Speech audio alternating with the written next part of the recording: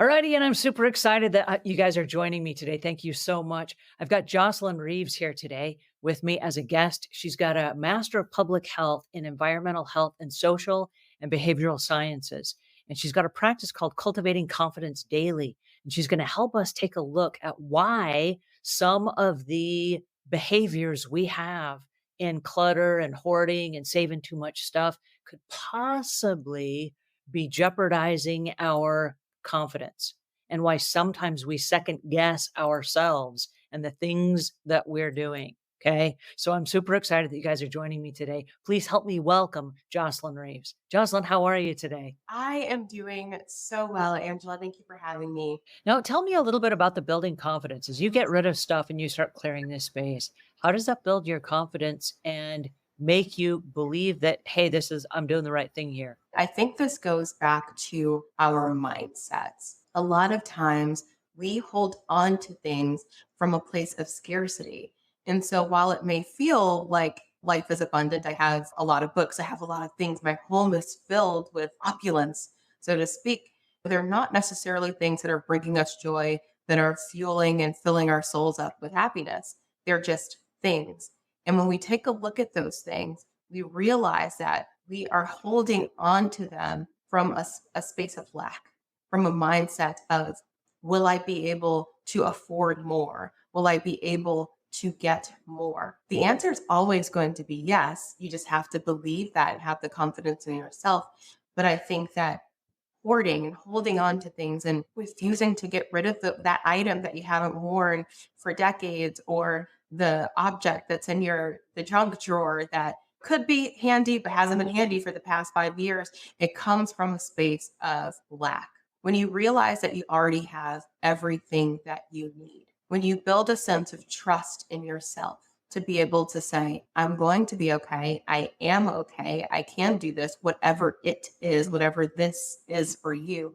You're able to let go and let flow so that new things can come into your life. And so I think that our personal space is a vivid reflection of how we feel about ourselves and how we feel about the flow of abundance in our lives. And that is directly linked to our self confidence and our confidence in our abilities to achieve our goals and have the success to not just get more, but to have what we actually want, the things that are actually going to serve us. And we can't do that as long as we're holding on to things that don't have a purpose. When we hold on and we hoard, we're essentially living in the past, right? We're living in a space where we no longer are. And so when you're able to relinquish even just the smallest physical good, which may seem like a very small act, like throwing things away may not seem like this huge act of confidence. It just seems like I'm cleaning my home. It actually is a huge step for your confidence, for your self esteem, and for your belief in yourself and the person that you want to become. When you talk about living in a place of scarcity,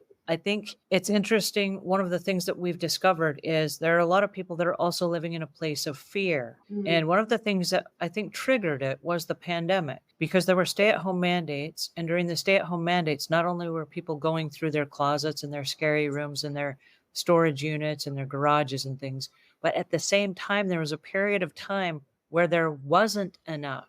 You'd go to the grocery store shelves and there wasn't toilet paper. There weren't the canned goods that we normally have. And so people went into this fear buying where they started buying stuff and then hoarding it and saving it, saying, oh no, what if there was another pandemic?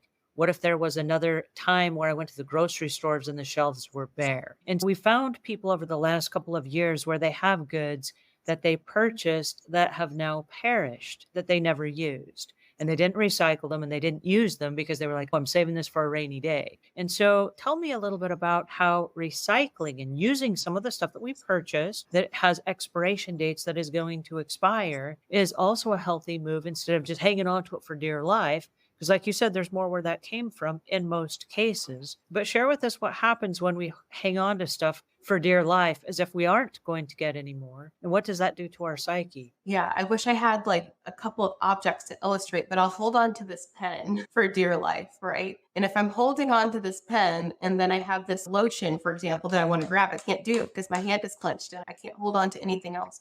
And that's what happens when we hold on to things and we hoard them. I can't use the pen because I'm clenching it so tightly. I can't write with it.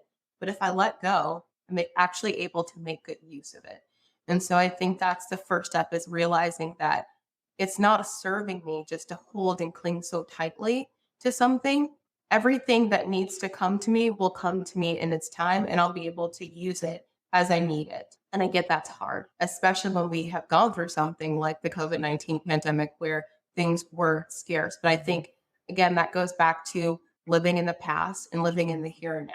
And so, first off, if something is perishable and it's going to go bad, we're going to waste our money if we don't use it right now, because it's not going to serve us for the next pandemic, or the God forbid something else happens. And so using it right now will benefit and serve us. Having going to Sam's Club or Costco and getting the large pack of toilet paper or paper towels for your family, that's reasonable. But we don't need to have a whole storage closet packed full of those things for the next thing that's going to happen. We can live in the present moment, utilize what we have, and know that things are going to be okay. But if items are expiring, they're not going to serve us in the future. And so using them, going through that stockpile and seeing what I can make use of and how you can have fun with it. This doesn't have to be this onerous task of, oh my gosh, I have all of this stuff that I need to get rid of. It's fun. Like, we can express gratitude in the moment of, I have all this cool stuff. I don't really know what I'm going to do with it, but I need to do something with it. So let's get creative, whether it's you have some pasta that's going to go bad. And so maybe you gather with your kids and do an art project with it. Maybe you cook it and donate it. I don't know. But having some fun in the process is the key to making this feel less like work and more like a really fun part of your life. That's awesome. Thank you for that answer, because I think we could move from a place of fear to a place of confidence, knowing that, hey, there is enough. And that when I use this perishable item, there's going to be more where that came from, or I'm going to be able to do something in a different way. I know sometimes we don't have the exact tools that we need, but there's something that we can use that will get the job done. And so I think being aware of, hey, it's not the end of the world if I don't have this exact thing, and hang on to it for dear life. And I love the analogy that you used with the ink pen and the lotion, where when you're holding on to something so tightly, you can't use it, and you're actually causing yourself more harm than you are if you were to ease up a little bit and let go. So tell our listeners where they can go to find you. Yes. So for all thing confidence, you can go to cultivatingconfidence.daily.com. That's cultivatingconfidencedaily.com, or on Instagram at confidence daily. And if you're looking for a coach to help you make a difference in chipping away at your big, hairy, audacious goals, head over to coached.com. That's COACHEDIT.com. Well, thank you so much. I really appreciate our conversation today. I'm going to put that up on the screen there, and then I'm going to also leave the other links in the notes below. So thanks you guys so much for joining us. This was absolutely awesome. And thank you, Jocelyn Reeves, for joining us today.